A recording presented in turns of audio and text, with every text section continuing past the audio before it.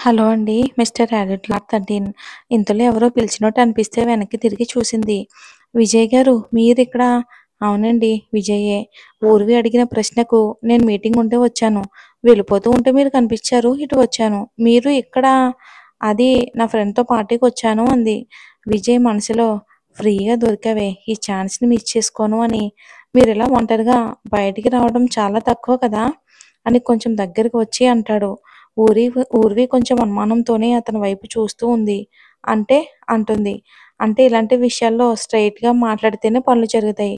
నిన్ను చూసిన వెంటనే నచ్చేసావు.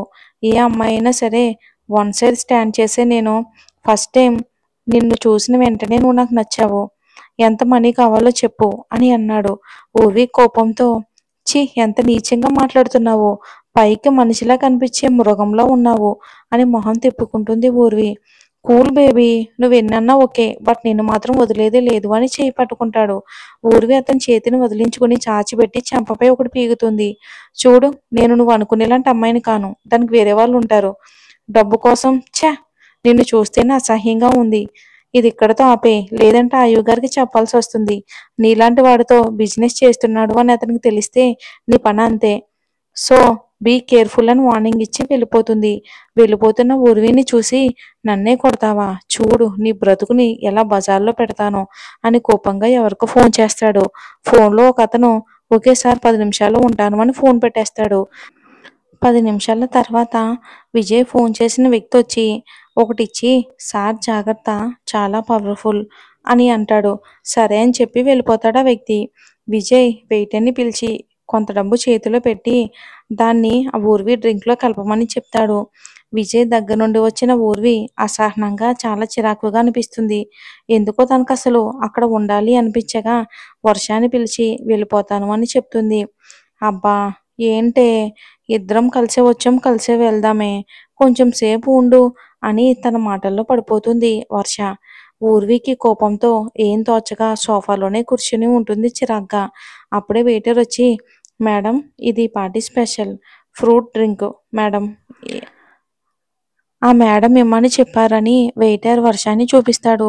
ఇంకా ఊర్వి మనసులో రమ్మంటే రాదు గాని ఇలాంటివి బాగానే చేస్తుంది అనుకుని జ్యూస్ తీసుకుంటుంది.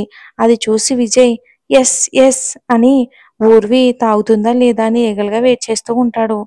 ఊర్వి డ్రింక్ స్మెల్ చేస్తుంది. బాగానే ఉంది అని సిప్ చేస్తుంది. గ్లాస్ సగం తాగేసరికి ఊర్వికి ఎందుకు ఏదోలా అనిపించి పాపం కళ్ళు తిరగడం స్టార్ట్ అవుతాయి. ఊర్వి గ్లాస్ పక్కన పెట్టి వాష్రూమ్ సైడ్‌కి వెళ్తుంది. ఈ టైం కోసమే ఎదురు చూస్తున్న విజయ్ ఆమె వెనకాలే వెళ్తాడు.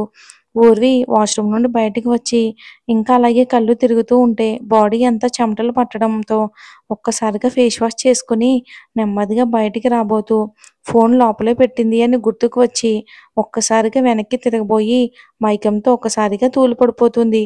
ఇంకా ఆమెని కింద పడకుండా చేతుల్లోకి తీసుకుని ఎత్తుకుంటాడు ఆయు. ఆయు ఎలా వచ్చాడు? షాక్ కదా! ఆయు పెట్టిన మనుషుల వల్ల అక్కడ పార్టీ అంతా ఓకే అని తెలుసుకున్న ఆయుకి ప్రశాంతంగా అనిపించింది. కానీ అతనికి ఎందుకో ఏదో అలజడి. తన బంగారాన్ని చూడాలి అనిపించింది. బట్ ఎలా అని ఆలోచిస్తూ ఉండగా తన ఫోన్‌కి నోటిఫికేషన్ వచ్చింది. అది ఊర్వి, విజయ్ ఉన్న వీడియో. మాటలు వినిపించట్లేదు కానీ అతడు చెయ్యి పట్టుకున్నాడు. ఊర్వి అతన్ని కొట్టింది. అన్నీ ఉన్నాయి ఆ వీడియోలో. ఒక్క క్షణం ఉండకుండా హోటల్‌కి వచ్చాడు. వాళ్ళ బాస్‌ని అక్కడ చూసేసరికి ఆయు సెక్యూరిటీ అలర్ట్ అయ్యి మేడం ఇప్పుడే రెస్ట్ రూమ్‌కి వెళ్లారు సార్ అని చెప్పారు. ఆయు కూడా అటువైపు అడుగులు వేస్తూ విజయ్‌ని చూసి ఆగాడు. అతన్ని చూడగానే కోపంతో కళ్ళు ఎర్రగా మారాయి. అతడు ఎవరితోనో ఫోన్‌లో మాట్లాడుతూ ఉన్నాడు. ఇంక వారి సంభాషణ వింటుంటే ఆయుకి మొహం మొత్తం ఎర్రగా అయిపోయింది. కోపంతో చేతి పిడికిలు బిగుసుకున్నాయి. అటువైపు తిరిగి మాట్లాడుతున్న విజయ్ మెడపై ఒక్కటి పీకాడు గట్టిగా. అంతే వెంటనే స్పృహ కోల్పోయాడు. గార్డ్స్‌ని పిలిచి గెస్ట్ హౌస్‌లో ఉంచమని చెప్పి కోపంగా ఊర్వి కోసం వెళ్ళాడు ఆయు.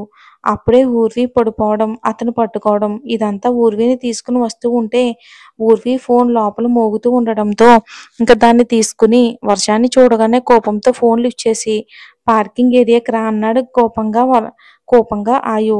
వర్ష పాప షాక్ ఇంక. వర్షకి అసలేం అర్థం కాలేదు.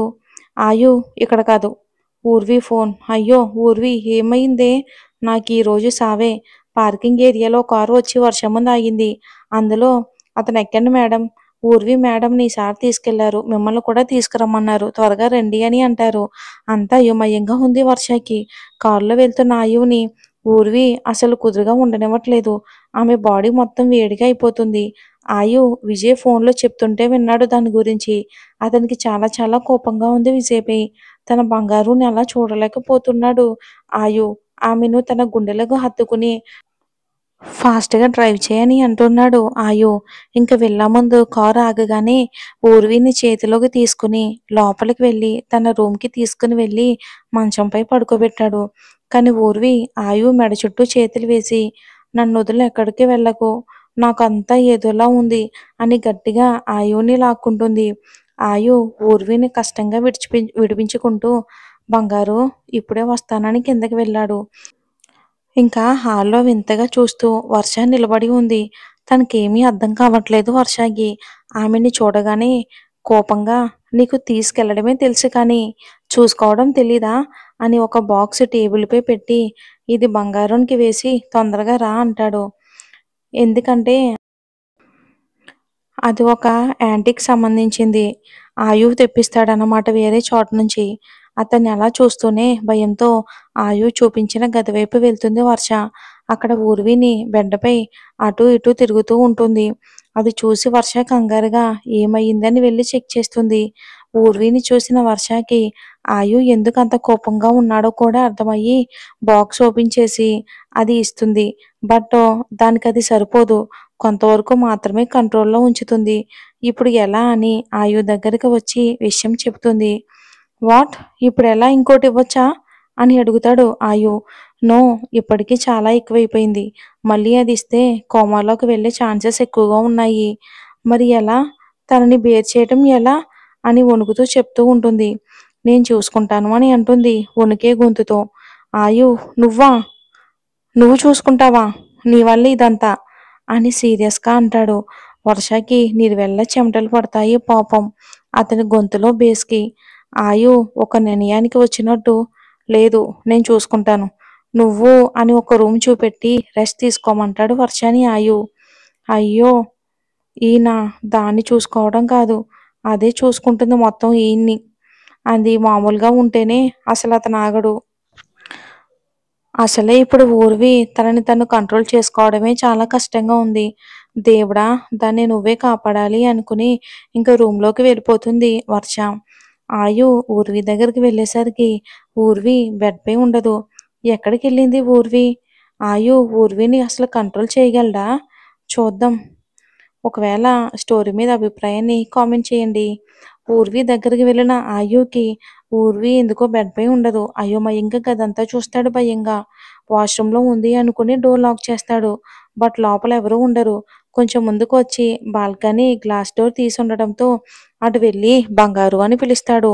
ముందుకు వెళ్ళి చూస్తూ ఉండగానే అప్పటి వరకు బాల్కనీలో డోర్ వెనకాల ఉన్న ఊర్వి ఆయు బంగారు అని పిలుపు వినిపించగానే అతని వెనక నుండి గట్టిగా హత్తుకుంటుంది. ఆ ఊహించని పరిణామానికి ఆయు ఒక్క క్షణం గుండె వేగం పెరిగి తన బంగారు చేతులపై చెయ్యి వేసి, "ఏంటి బంగారు? బయట చాలా చల్లగా ఉంది. లోపలికి పద" అని అంటాడు. ఊర్విని ముందుకు తీసుకుని ఊర్వి తుల్లుతూనే ఆయువుని హగ్ చేసుకుని, "నువ్వు మళ్ళీ వెళ్ళిపోతావా? నన్నక్కడ వదిలేసి" అంటుంది ముద్దు ముద్దుగా. ఊర్వి అలా చెప్తూ ఉంటే ఆయువుకి చాలా క్యూట్‌గా అనిపిస్తుంది ఊర్వి మొహం. "లేదు బంగారు, నీతోనే ఉంటానని" ఊర్విని చేతిలోకి తీసుకుని లోపలికి వెళ్ళి మంచంపై పడుకోబెడతాడు. ఊర్వి ఆయు మెడ చుట్టూ చేతులు వేసి, "వెళ్ళను అన్నావు" అని ఆయువుని బలంగా తన దగ్గరికి లాక్కుంటుంది. అప్పటికే ఊర్వికి ఎక్కువ అవటం వలన కొంచెం ఆ డోస్ వల్ల కొంచెం స్టేబుల్‌గానే ఉంటుంది ఊర్వి. మరేం జరుగుతుందో వచ్చే ఎపిసోడ్‌లో చూద్దాం. అంటే కొన్ని కొన్ని పదాలు వాడకూడదు. అందుకని నేను చెప్పట్లేదు. మీరు అర్థం చేసుకుంటారని అనుకుంటున్నాను. Thanks for watching.